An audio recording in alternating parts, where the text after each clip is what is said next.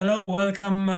Good evening, good afternoon, depending on where are you connecting from. My name is Jakub Nowakowski. I'm the director of the Cape Town Holocaust and Genocide Center, and it is my pleasure and honor to welcome all of you this evening during the panel discussion, Not Entirely Forgotten, devoted to the Jewish victims of the Katyn massacre.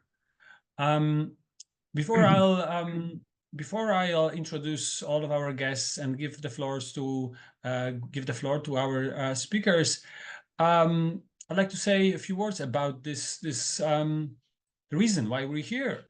The Katyn massacre took place in April and May of 1940.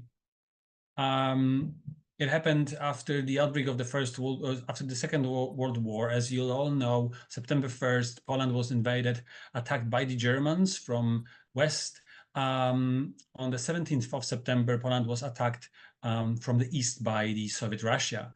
After the end of the fighting, Soviet secret police quickly started to arrest the intelligentsia, elite, but also prisoners of war, soldiers who were kept in camps.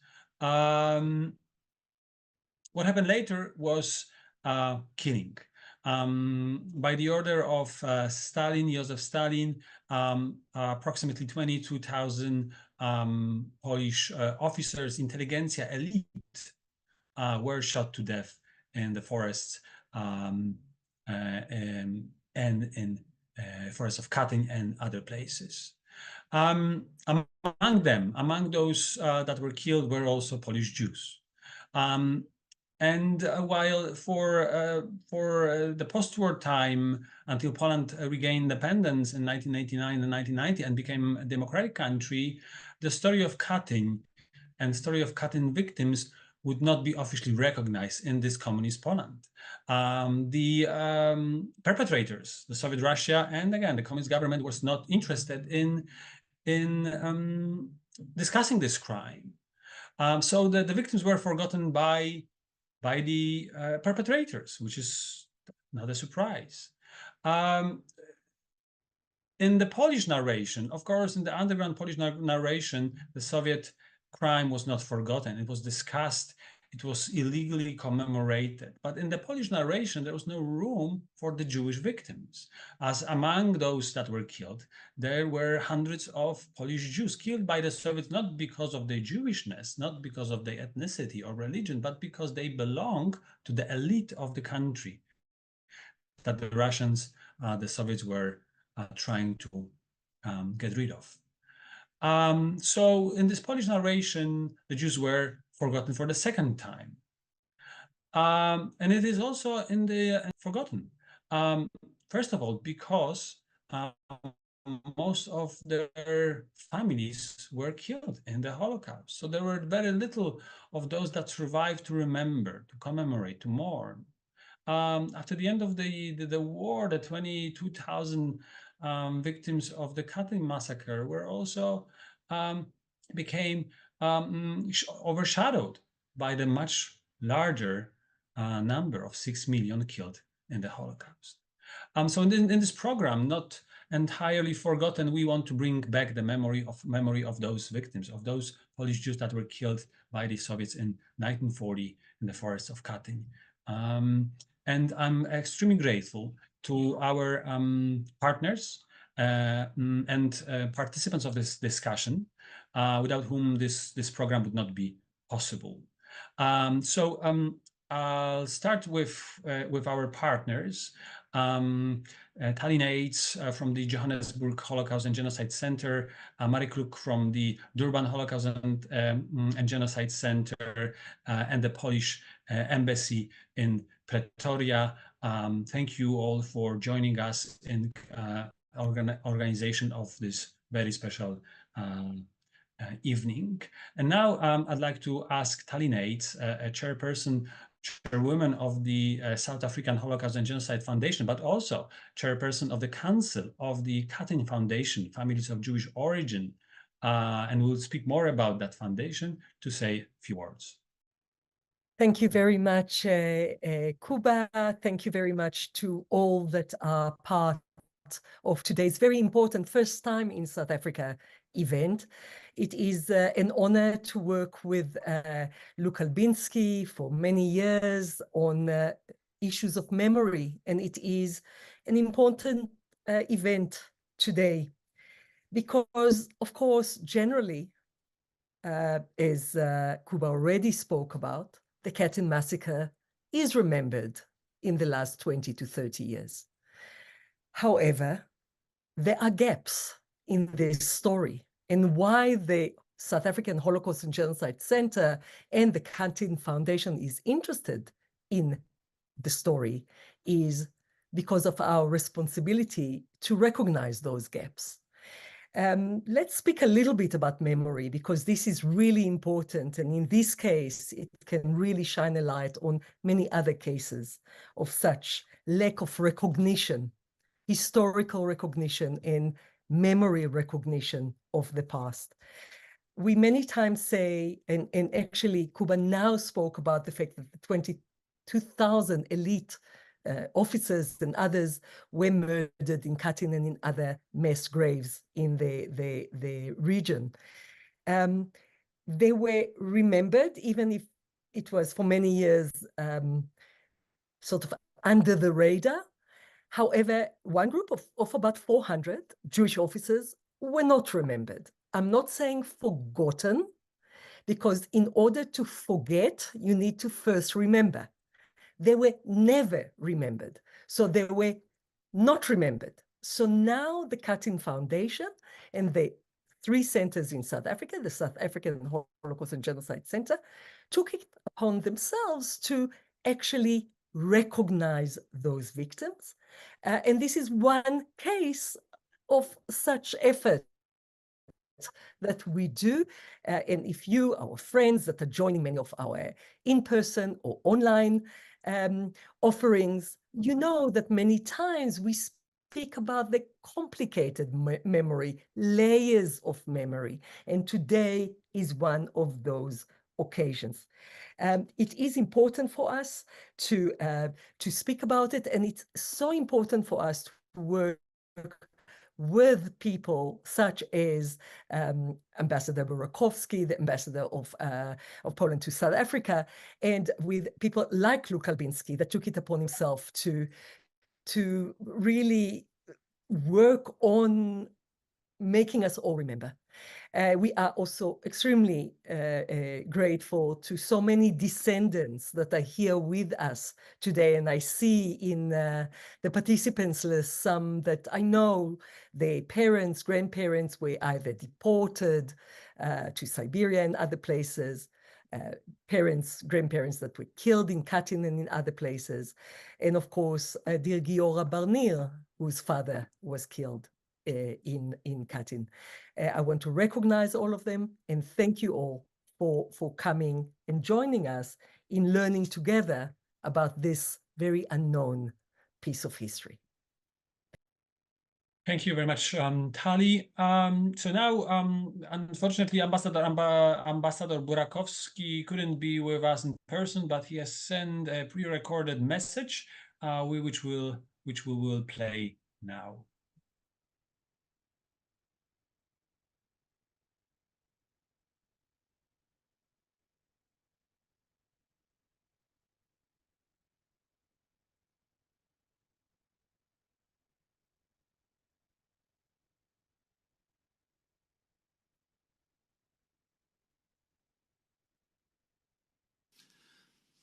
Good evening, ladies and gentlemen. My name is Adam Burakowski. I'm the ambassador of Poland to South Africa. Welcome to the seminar on Katyn massacre organized by the Holocaust and Genocide Centers of Cape Town, Johannesburg and Durban. I would like to express my gratitude to Director Jakub Nowakowski and Mr. Luke Albinski who made it possible. The Katyn massacre is one of the most tragic events of Polish history of 20th century. After the invasion of Poland by Nazi Germany, the Soviets attacked Poland from the east. They captured more than half of our territory and introduce communist terror to this land. They deported several hundreds of thousands of people to Siberia, and they also captured several thousands of Polish officers. Then Stalin decided to murder these prisoners of war. And in Katyn and in a few other places in the area, they murdered more than 20,000 Polish officers. These people were not only officers, they were members of the intellectual elite of the country. So this massacre was a major blow against Polish society, against Polish nation. Then the Soviets tried to manipulate, to hide the truth, but because of the Polish researchers, Polish politicians, and also our allies, we discovered the scale of this massacre. Every year we commemorate the Katyn massacre, and we need to learn this lesson, how to prevent our country from being invaded and how to fight for the truth. Nowadays we see what Russia is committing in Ukraine. We should stand with Ukraine and we should help them to fight against Russia. The lesson learned from Katyn massacre should be repeated to the next generations. Thank you very much.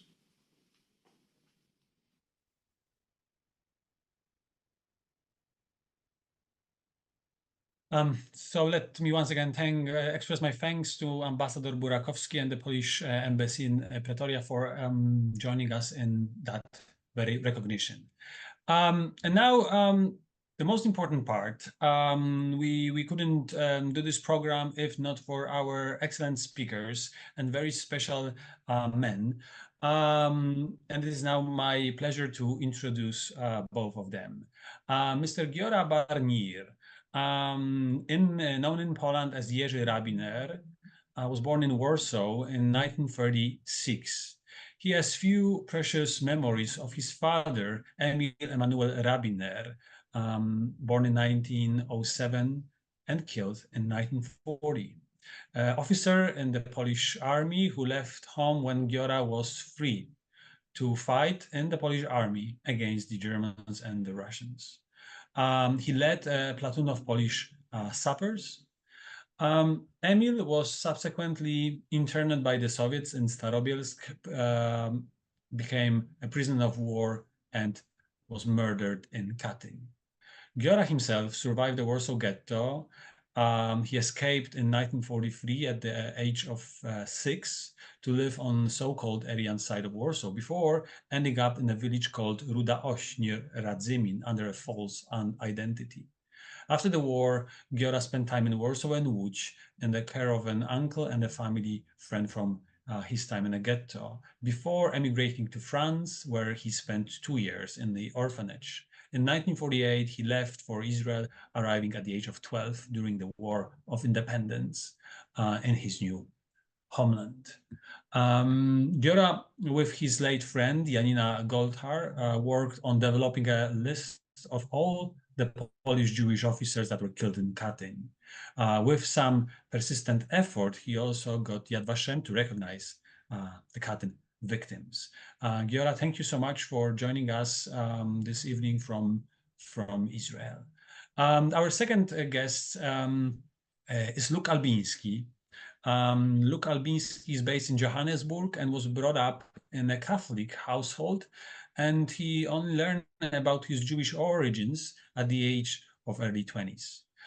This actually started a journey of discovery, which led to his collaboration with Talinates at the Johannesburg Holocaust and Genocide Center in writing a book about his family history, as well as co-production of a documentary, which will soon be screened at several film festivals in the US.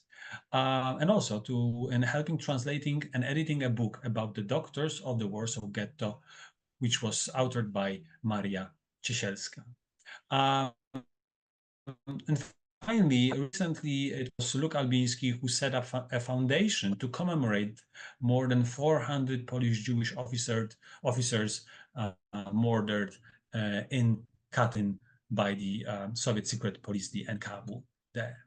Giora, Luke, thank you. Thank you so much for joining us this evening and for helping us to remember or to bring back the memory of those that were killed in 1940. Just a minute. Firstly, I want to show you the picture of my father in Polish uniform. Yeah. I have another picture of his diploma from Ghent, Belgium, but that's after. So what's the question? Thank you.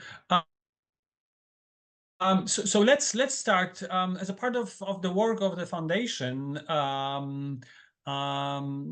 There was a number of short videos, interviews that were made, and we will actually start with the first video, which tells a bit of the story of Giora and his father. Please let me know if there is any troubles, but it should go well. Sylwetkę mojego ojca, to co ja mogę, głowy, to ja pamiętam, ja nie wiem, możliwe, że to jest jakaś fantazja, ale to co ja pamiętam. Jesteśmy na dworcu i widocznie to oni jedzie na wojnę. To co słucham, to są takie, miałem wszystkiego 3 lata, czy odbierza, czy nie wiem. To nie widziałem, znaczy nie pamiętam tego. No, to na pewno co się stało, ale ja tego nie pamiętam. Ja wiem o tym, że był podporucznikiem, coś takiego, że tak się mówi, to jest ta jego ranga. I on był komendantem plutonów saperów. Mosty. To o tym to ja wiem, bo to jest tak napisane. Znaczy ja to znalazłem w internecie to wszystko. Bo co do tego to ja o tym nie wiedziałem. Ale na tych książkach, te różne listy katyńskie, nie ta pierwsza, bo tam jest tylko napisane rabiner, to na te różne książki jest napisane, że on był komendantem plutonu, saperów, mosty. Jak przeżyłem?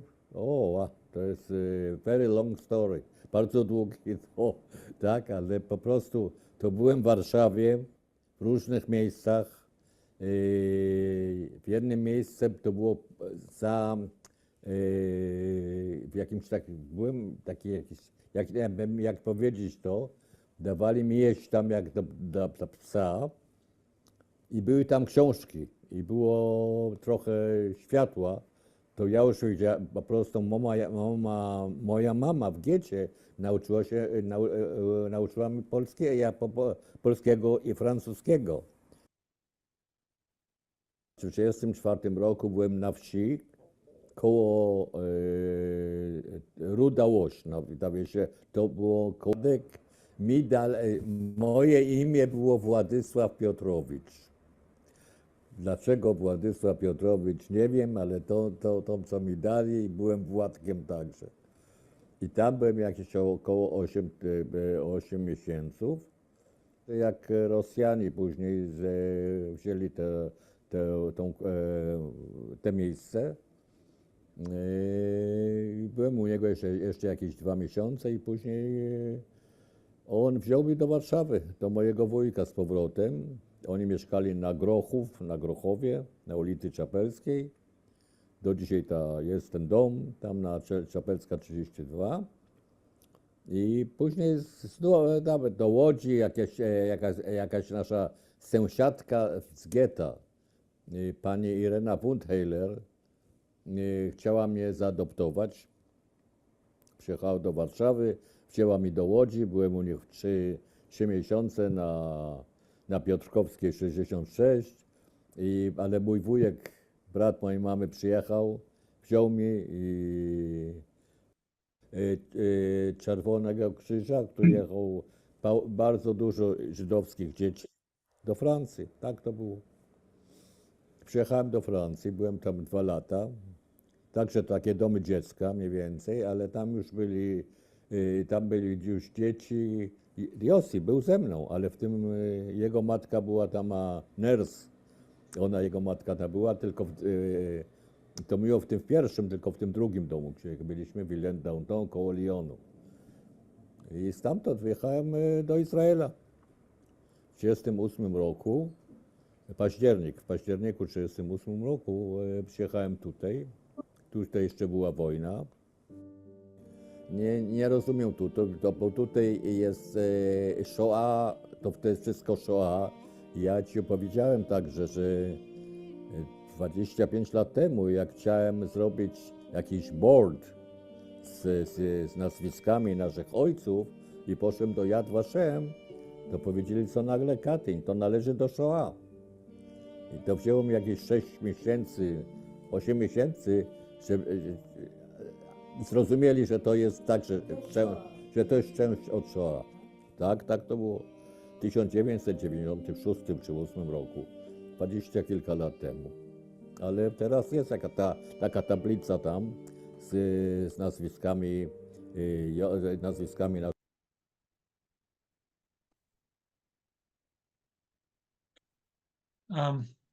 Giora, so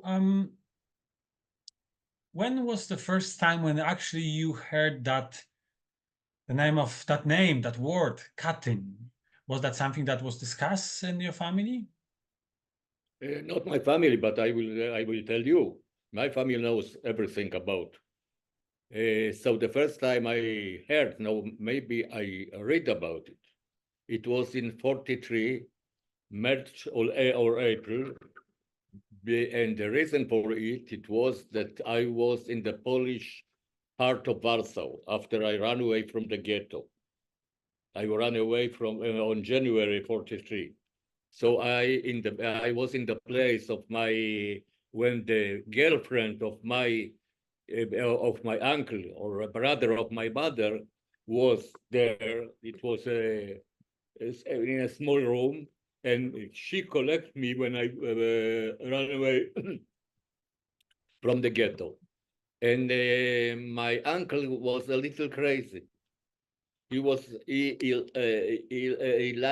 to read every newspaper. So the Lilka, his girlfriend, every day brought him a newspaper. And one day, it was in this newspaper about what happened in Katyn. And the name, there were some names because, I think that the German found the graves very close to Smolensk in this area. And they found people in those graves.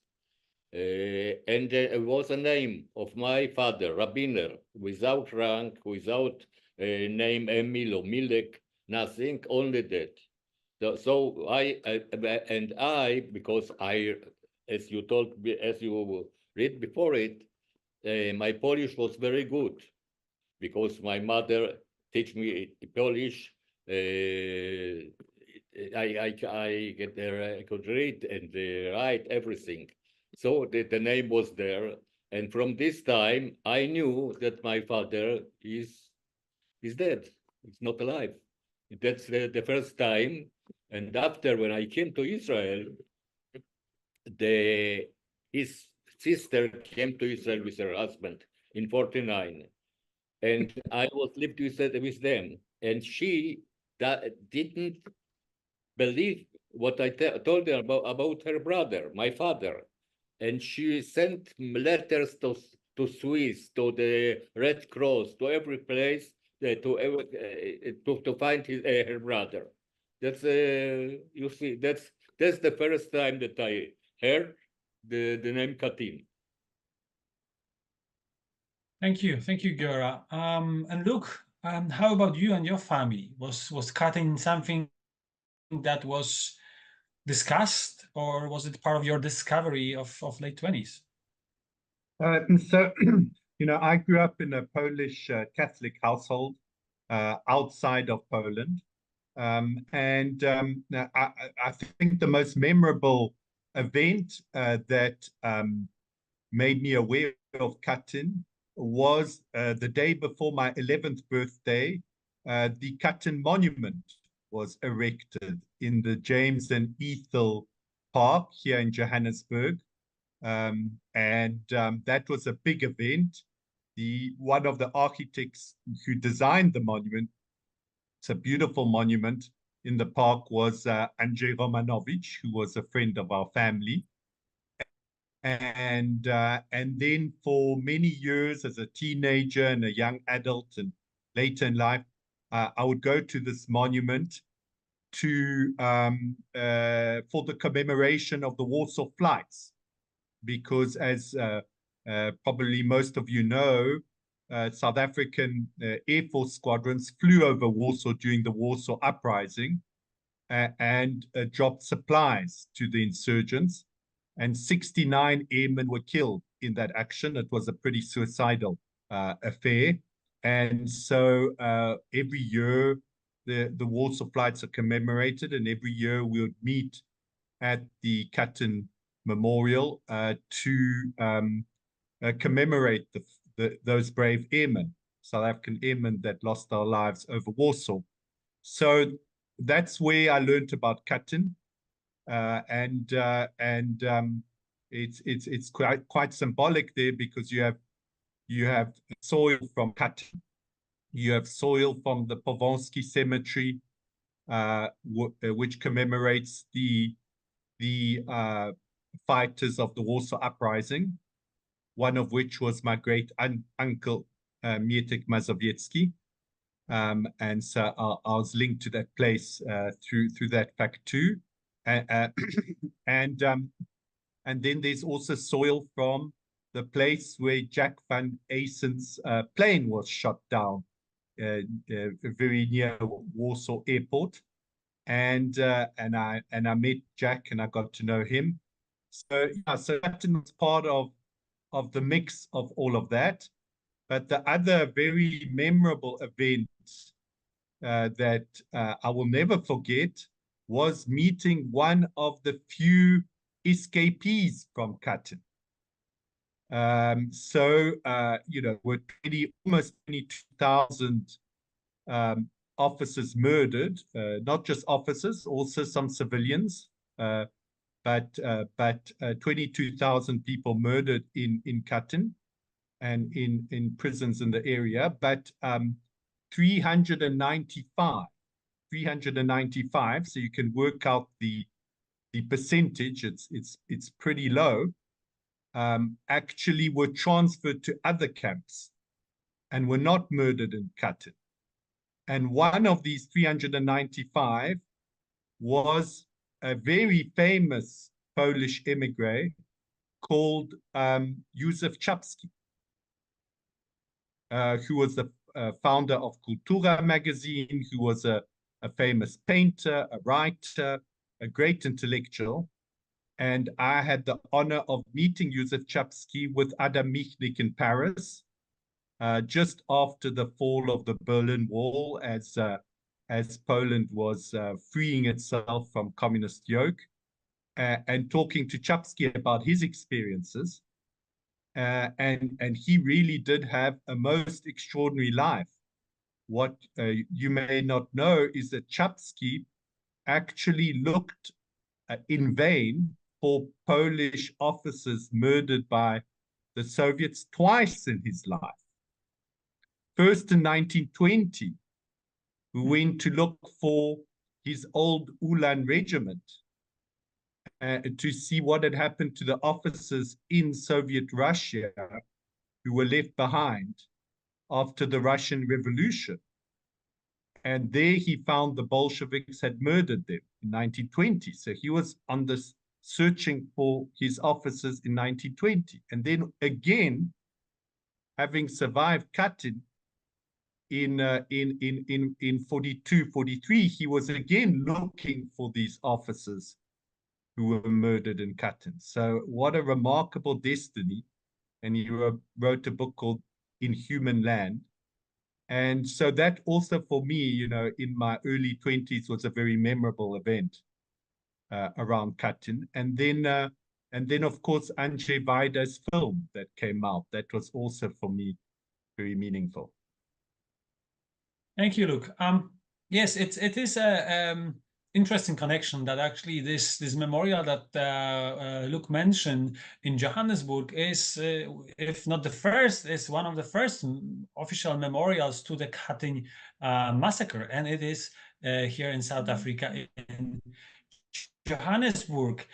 And in Poland, where I'm from, yes, it was this dual situation in which, in the official books, history books at school, in the official language of the communist government until 1989, until 1990s, Katyn did not existed, and if existed, it was put on the it was the Germans, the Nazi Germans, that were blamed for that.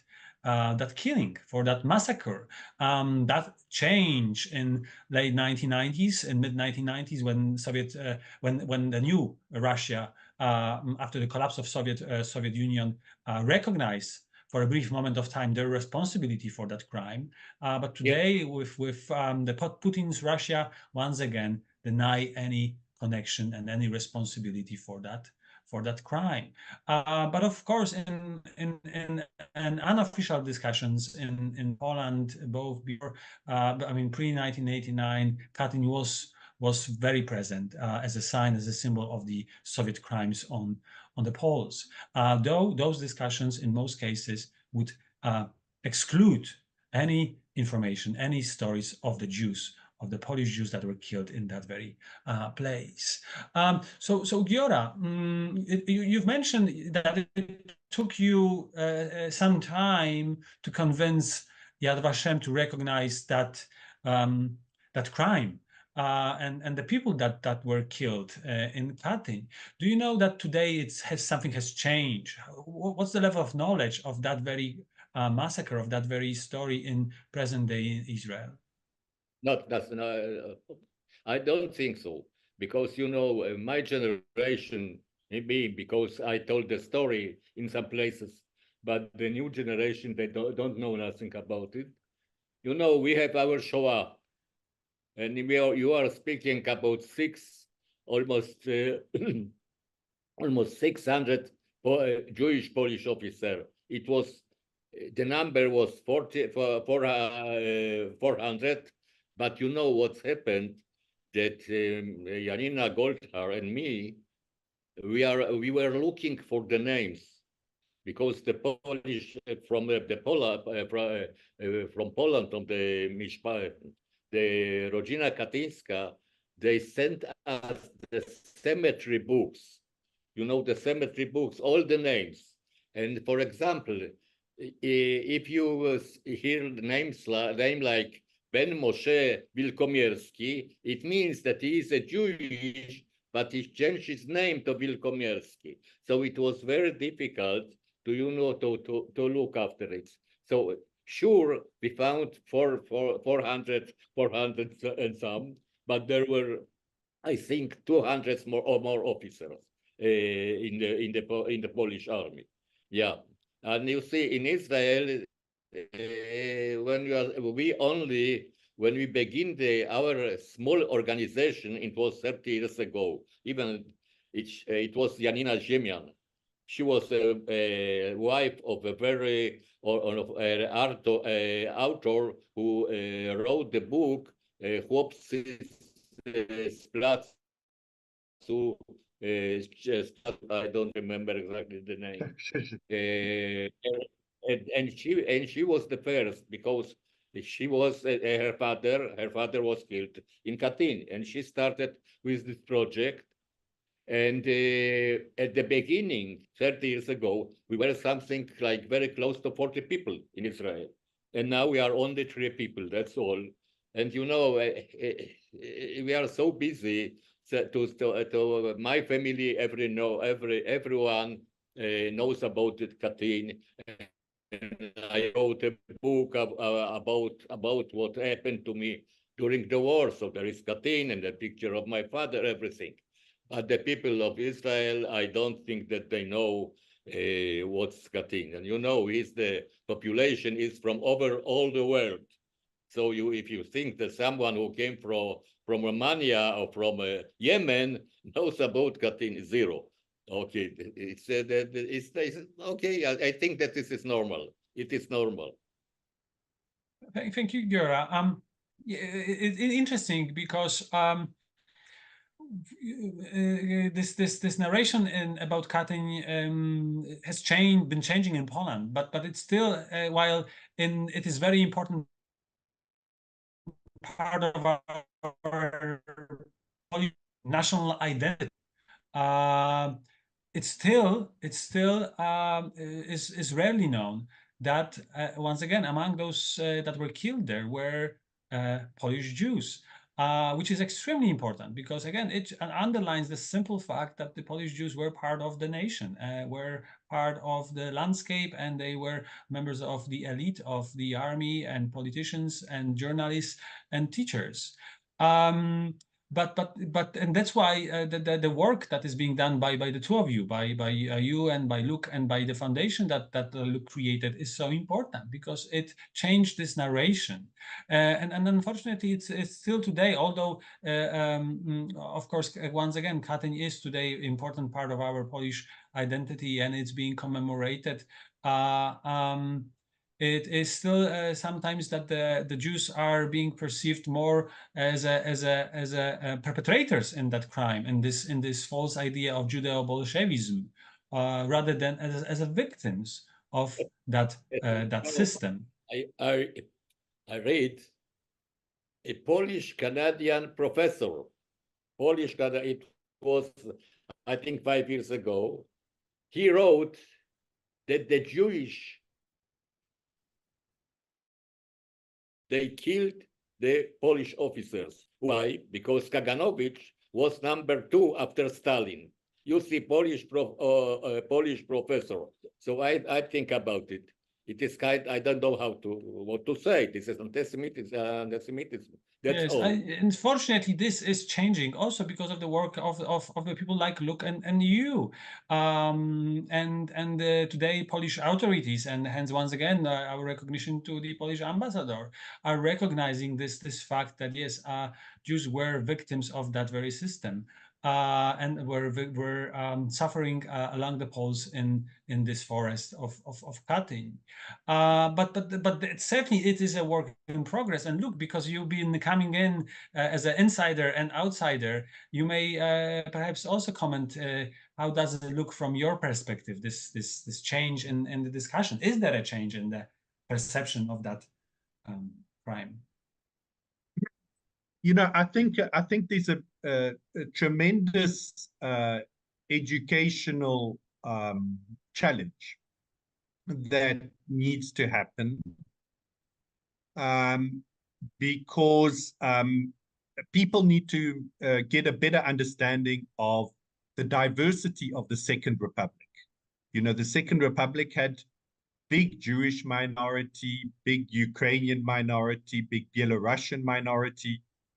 You know, and many of the people, many of these minorities were actively engaged as citizens of the Second Republic, in social life, in economic life. You know, I just think of my own family. You know, we had a lot of different businesses in Poland. We had joint ventures with the Polish military. We were very engaged in Polish economic and social life, and the victims of Katyn massacre reflect that reality of the Second Republic that was crushed by these two great totalitarian empires, the Nazi Germany and Soviet Russia. And so I think it's a big educational project. And you know, for me, what's important, of course, the big numbers, the 22,000, the hundreds of Jewish officers, but what's also important are the individual stories. You know, the stories of, for example, Baruch Steinberg, the chief rabbi of the Polish army, and the fact that he came from a family of rabbis. His grandfather was a rabbi, his father was a rabbi, 3 of his brothers were rabbis, and yet he was a fervent supporter of Piłsudski. He joined the legions when they were set up. He was involved in the war, the battle for Lvov in 1918, 1919, and then he was part of the permanent member of the Polish army from 1922.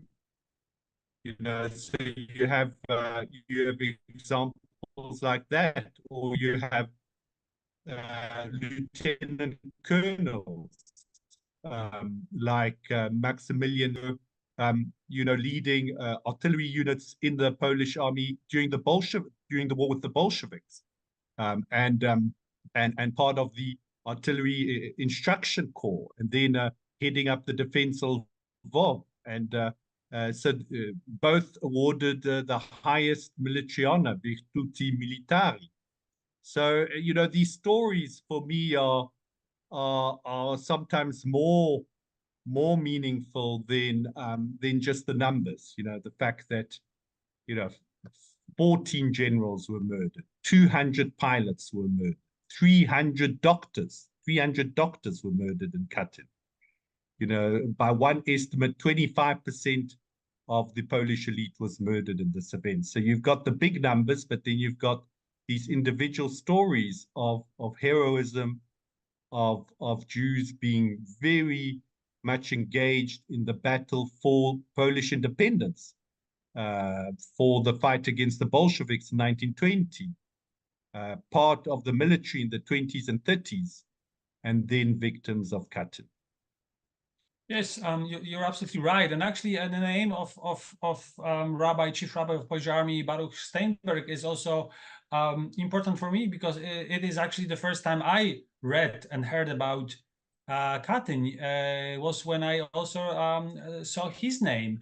It is actually it was in Polish church, in a church in Kraków, a military church, which serves to military, and on the walls of that church there are plaques with names of those killed in Katyn. But it's important to recognize that Katyn is, while it's a physical place, it also became a symbol of few other places where those shootings took place. Just like Auschwitz today is a symbol of all the concentration and death camps. So it was not only Katyn, but also Kozielsk, Starobielsk, Ostashków, where the killing took place. And in that very church, in that very center of Kraków, there was a plaque with a name, Baruch Steinberg, major, rabbi. And for me, as a young boy, that was actually for the first time when during those masses, when I was thinking about various different things, often I would go and read those names and read the names of the people that were listed, and among them there were Polish Jews. So and again that you Giora, you already mentioned that a bit, but how do you think the Holocaust remembrance impact the remembrance of the Katyn massacre? What do you mean by that? Whether do you think if there is and look, that's also a question to you, whether there is a room within. I think, Jakub, I think that one of the ways in which it impacted it very meaningfully is that most of the Jewish Katyn families were murdered.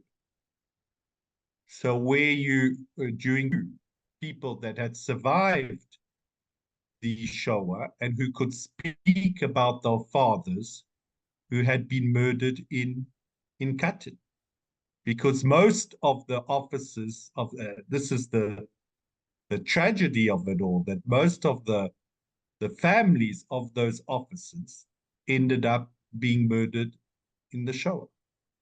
Yeah, but you know, it's very hard to me to connect the Shoah, the Shoah to Katyn for me, because it's only the reason is the number. The number. If we are speaking about the Jewish officers, yeah, I'm speaking about 600 Jewish officers and about 6 million in the Shoah. You see the difference between that. So it's you see the people don't know nothing almost now. I'm sure almost not nothing. Yeah, about the Katyn in Israel. Once there was an ambassador in Israel, a Polish ambassador. He invited me, and he had some ideas how to spread the information about Katyn in all the schools in Israel. It was kind of absurd. Yeah, you see. So I don't know. But just a minute. You know that Vaida, the film, the movie, Katyn, Vaida, his father was too Jewish. You knew it? Okay. Because, yeah. So that's the reason that I think that maybe that's the reason that he made this film. It's very good, yes. And yeah. I can recommend it. Thank you. Yeah. Yes, certainly, certainly, it's worth seeing. And Andrzej Wajda is no doubt. I mean, late Andrzej Wajda is one of the most important Polish film directors. And so look, and Giora, I mean, how has the legacy of Katyn massacre impacted you and in a wider sense subsequent generations? Is there something that has been the trauma or pain has been passed on from generations to you? You know, from my side, I want to make two comments. The first one is that, you know, I just find that Katyn should be a moment of for unity of the Polish nation, because it's a national tragedy. Half the officer corps, it's an exceptional event, even in military history globally, that half the officer corps gets murdered in a matter of a few weeks with a shot to the head. It's just an incredible event. And so it should be a moment of national unity, where all the components of the Polish nation are recognized and honored.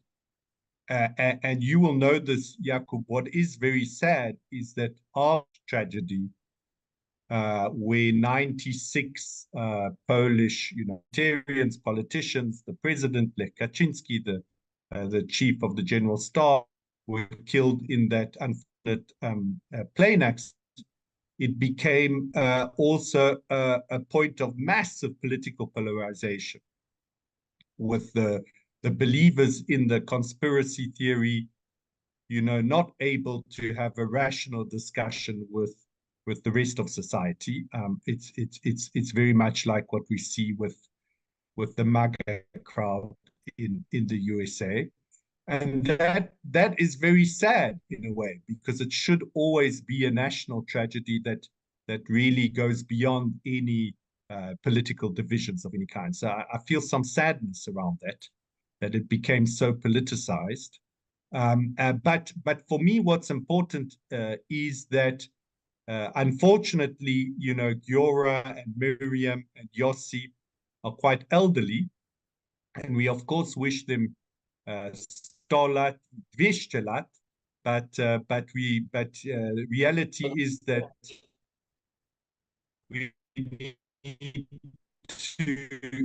we need to think about the future, and that's why I decided to set up this foundation with Tanya and you, Jakub, to just promote the memory of these brave Polish Jewish officers, so that even when the descendants are gone, the memory persists. because it is a beautiful sign of the sacrifice that these officers made for the Second Republic, which, despite all its flaws and all its issues, was a moment of relative freedom and development for Poland after the partitions and before Nazi occupation and then Soviet domination. Look, I want to ask you a question. What there is it was once Rodzina Katyńska. I remember I came in the 90s to Poland. It was Rodzina Katyńska. Yes, and they spoke with me, and our small organization in the 19, we have some contacts with them. But now I don't know if they still but you, if with your organization, with your what you've done, maybe you have a contact with this Rodzina Katyńska, because as I know, they are over all the world. I met some of them in London. I met some of them in what was in New York. Yes. Of those people. So maybe this is something that you can connect with them. That's definitely the intention. Definitely the intention to connect with them, and the other intention is to also develop a bit of a virtual presence. So we've set up this Instagram site, which is like a virtual graveyard, which has the names of the officers that you've identified. And we thought it was very important to do this because we didn't want the work that you and Janina Goldhar did to go to waste, to get lost, to get forgotten. We wanted those names to actually exist, if not physically, then virtually. And that's why we set up this this kind of virtual graveyard. We actually haven't found any other virtual graveyards. I don't know if this is like the first of its kind or not. It's not really important, but we set it up, and it has all the names. And obviously, if there are any errors that have crept in, please tell us. We'll fix them. But it has all the names of the officers that were on your list, Giora, and then it has some really very moving photographs, like the photographs of Baruch Steinberg, Rabbi Baruch Steinberg, the photographs of the lieutenant colonels that I talked to you about, Maximilian Landau and Jerzy Zapolski, who were very senior Polish army officers.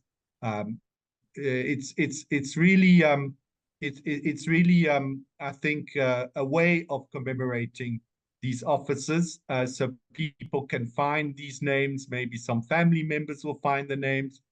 And there's so many stories. For example, from my mom's hometown of Kutno, we found the name of Jakub Landberg, who was a doctor who was killed in Kutno. A friend of mine, Bernard Katz, connected me with the son of Richard Stern, who also had a really interesting story. He was a Polish Jew who spent 18 months in Siberia, then managed to get out with the Anders army, and then actually fought in Monte Cassino. And the graves of Jewish soldiers and officers in Monte Cassino. And then we have pictures of Emil Rabina. We have pictures of other Polish officers. And so I think this is also our way of just of commemorating these officers, of not allowing their names to be forgotten, of acknowledging the heroism, and of saying something important about the Second Republic, which was a place of diversity, where you had people of different faiths and different ethnic groups working together. We don't ignore all the anti-Semitism. We don't ignore all the difficulties, but it was a place which engendered the loyalty of groups from very different religious and ethnic persuasions. Yeah.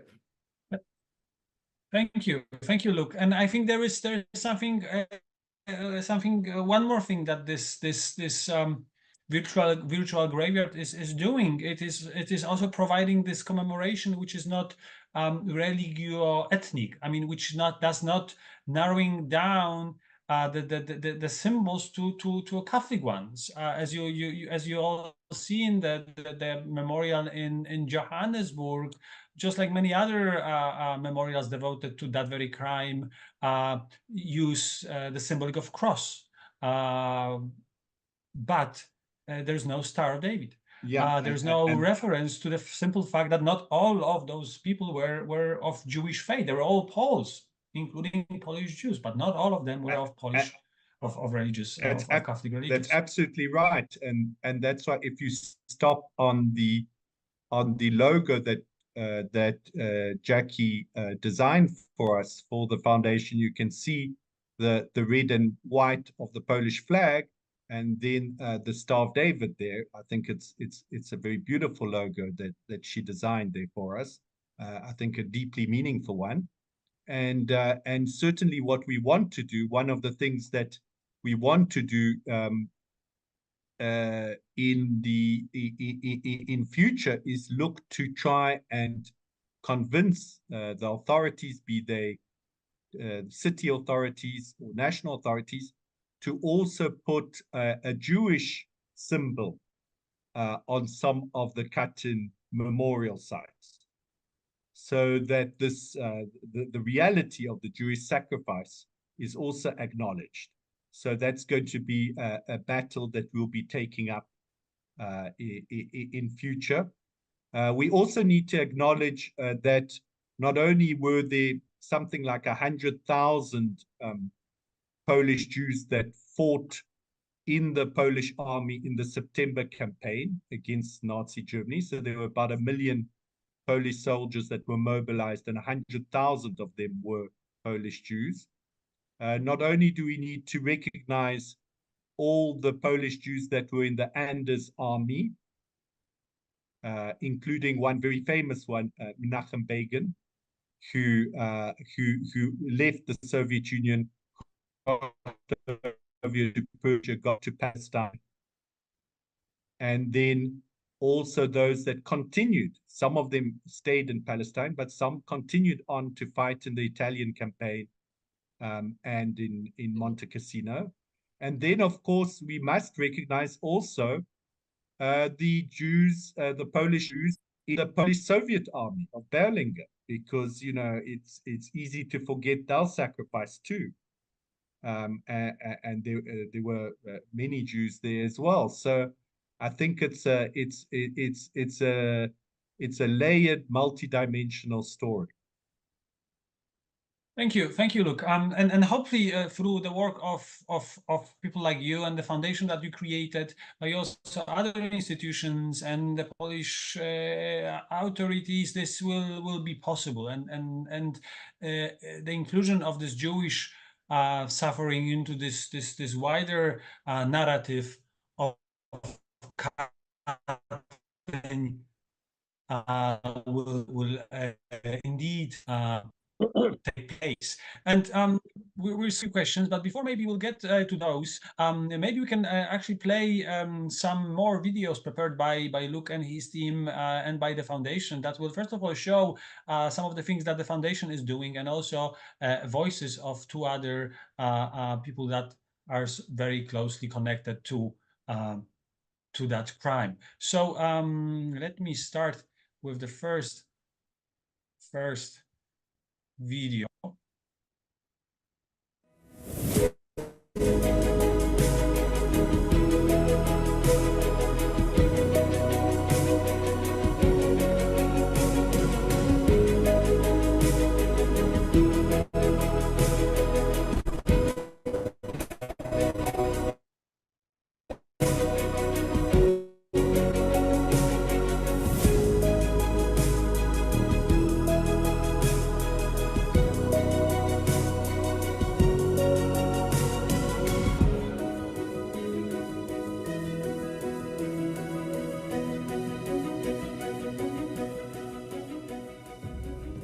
A virtual cemetery is essentially a digital platform that is accessible to people around the world, and in this case that would be Instagram.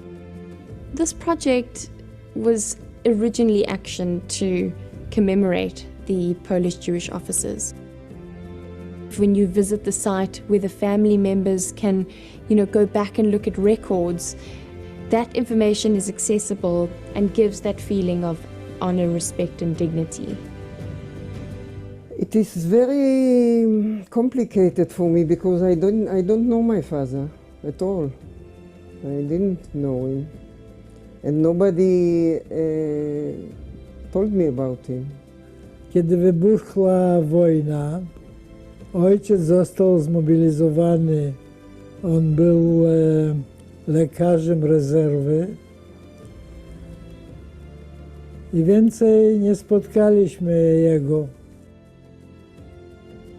My father for me is something that I don't know. It's like a ghost, that's all. What I remember is only a kind of silhouette of him, that's all. Dear friends, I'm very, very happy to be here with you to launch the Katyn Foundation, the Jewish families who are going to be preserving the memory of the Jewish victims of Katyn for future generations. There were Catholics, there were Jews, there were Orthodox, Polish citizens that fought for Poland. And this is the truth that must be told.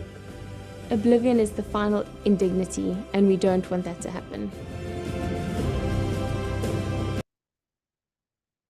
So we're encouraging all of you to look it up on Instagram, and soon enough there's going to be also a dedicated website for that project.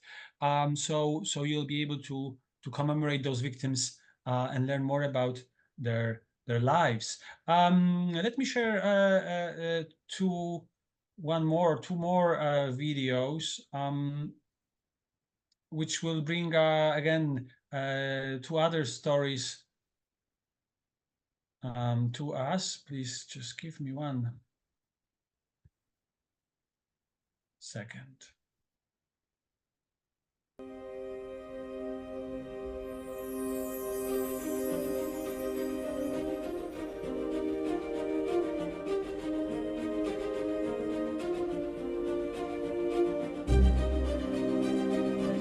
Katyn, again, taking into account the whole event of the 20th century with the First and Second World War, in proportion and with a span of attention that you can have to any specific event, especially when you don't have a good PR for that event. You don't have the heroes that knows how to tell the story. Katyn was almost, the story disappeared, and for years nobody spoke about it at all.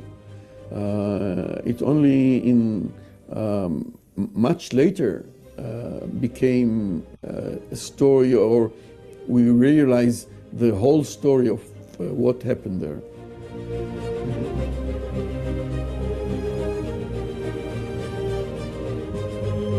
He wasn't bothered from that. That's, look, he killed more people than the Germans. 20 million, mainly Russians, of course, but he's one of the biggest murderers in history.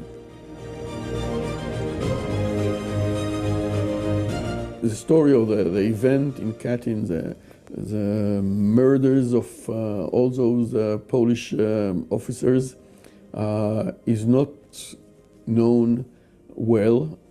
It's not hid, but it's not part of the ethos that we are telling our children.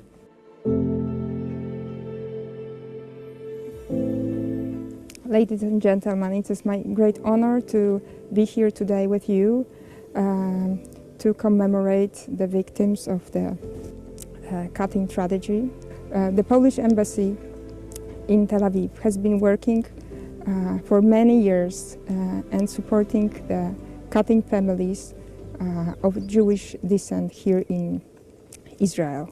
It is our tradition that we gather every year to lay flowers and to commemorate the victims of Katyn at this memorial, which is important for the history and the common past of Poles, of Jews, and all those who served Poland and who lost their lives in these tragic events in Katyn, Smolensk, Starobielsk, and Ostashków. We are so occupied with so many other stories, especially here in Israel. We just had the Holocaust. And that wasn't in the beginning stories that we didn't know how to deal with. People didn't speak about it. Among all those events that we had to deal with and to remember and to commemorate, it seems that we didn't have room for the tragedy of Katyn. It's a pity, it's sad, and it should be, but that's the way it is.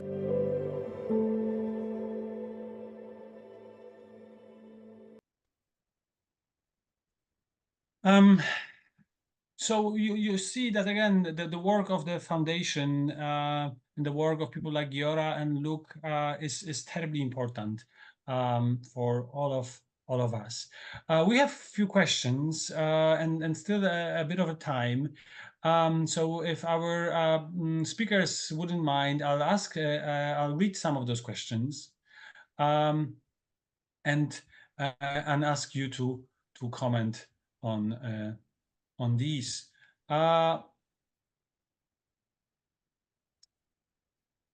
Were the Jewish victims singled out in any way for being Jews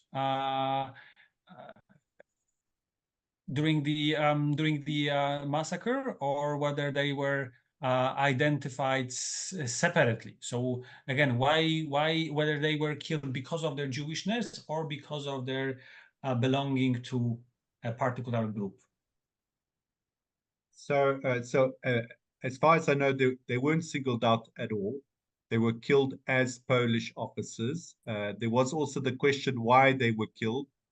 And I think the simple answer to that is because they were killed by an order of the Soviet Politburo signed on the 5th of March, 1940, as essentially counter-revolutionaries. They felt that these people represented the elite of Polish society and would always be leading initiatives to try and resist Soviet domination and the imposition of the communist system on Poland. So I think that was the reason they were killed. And in terms, I just want to quote a little snippet that I did find about the Jews in Starobielsk before they were killed in Katyn.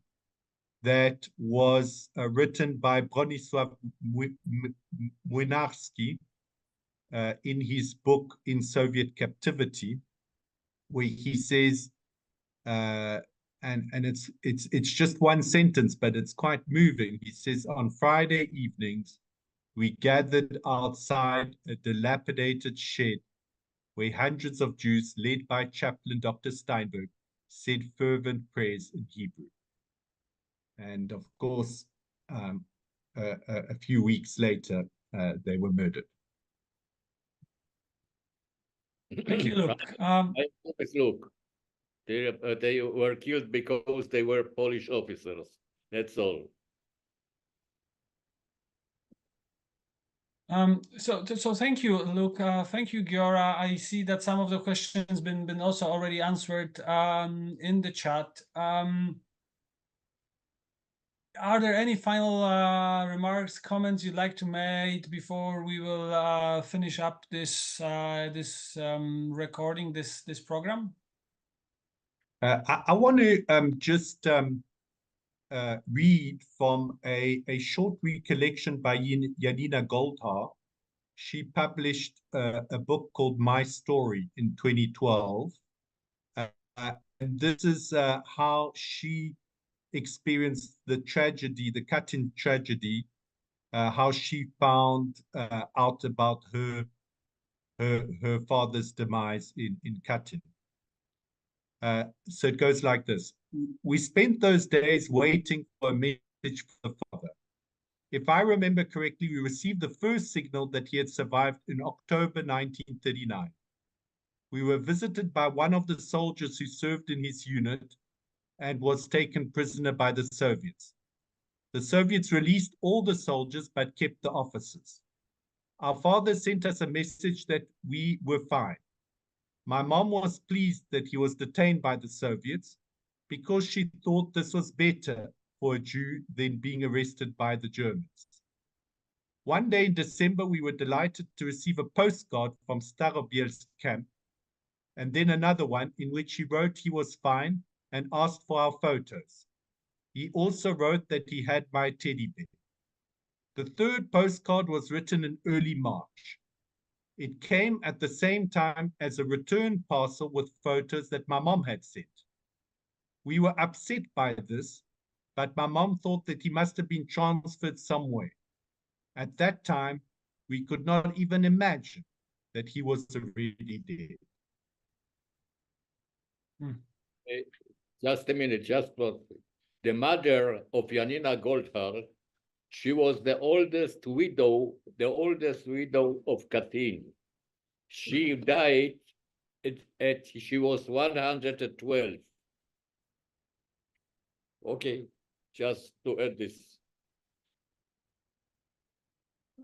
Thank you. And since we're bringing voices, maybe we still have time for one last video of Miriam Baram that we can play now.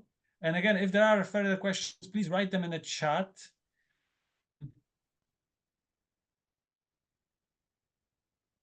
My name is Miriam Baram, and from my parents' home, I am Lebenbaum, and this is the name that my father is written in the book of the Katyn officers that were killed in the camps. I think that I am the youngest orphan in this project because I was 10 months when the war started. What I know that my father was a Polish officer in the army, and what I heard about that he was killed in the war. How and where, and they didn't tell me. It is very complicated for me because I don't know my father at all. I didn't know him, and nobody told me about him. They didn't speak. My grandparents, they lost 3 sons. During the war, we were in Uzbekistan. We ran away to the east and spent the years of the war in Uzbekistan. My grandparents came separately and my mother came separately. Each of us came separately, and I don't know why. I was a child, nobody told me why. And then my mother went to live in Warsaw. She found a flat, a place to live and to work, and my grandparents, they found me in the home of children, and I was with them during it was about 2 or 2.5 years. And when my grandfathers heard about Israel, there is a state of Israel, he decided that he is going to Israel, nowhere else, only to Israel. So this are all things that when I grow up, after my grandfather died and after my grandmother died, I started to make my puzzle by myself from stories that I heard, that I remembered, that I knew, and find out. And then because in Israel we heard about the Katyn only in the end of when Russia fell, when the communism. The USSR collapsed. Yes, so it was 89 or 90 in this time, and I was, wow, with all the 20,000 names of the officers that were dead, and I find my father's name. So it was the first time that I saw, how do you, in Hebrew it is black on white, my father's name as a dead person, because before it was only stories. In Israel, the process of Katyn is not known. When I say sometimes my father was killed in Katyn, what it is, it's not really the Holocaust. It's not the same. And if you make things here that more people will know about it, I think it will be very good. Thank you.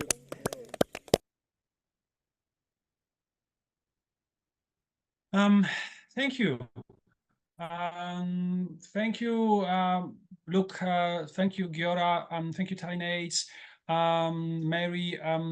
Thank you all for joining us during that program. Thank you all who participated and joined us from various places. I've seen we had people from South Africa, from Israel, from US, from Poland. I think this moment in time when that is happening around the world. I'm glad that we also find a second to think, to commemorate the victims of that particular crime. Polish Jews that were killed, along with the Polish Catholics, Polish Greek Orthodox, as Luke said, killed in Katyn and other places in April and May of 1940. Thank you all. Have a good evening. Have a good night. And I hope we will meet again at some other programming organized by either by Cape Town Holocaust and Genocide Center or our partner institutions in Johannesburg and Durban. Thank you. Thank you very much, Jakub, for organizing this event. Thank you, Giora. Thank you, Luke. And thank you, Kuba. Okay. Thank you. The program was recorded, so should you like to rewatch it or share it with friends, the link will be sent out to everybody soon, and it will also be available at the YouTube channel of Cape Town Holocaust and Genocide Center. Thank you all again. Good night. Good night.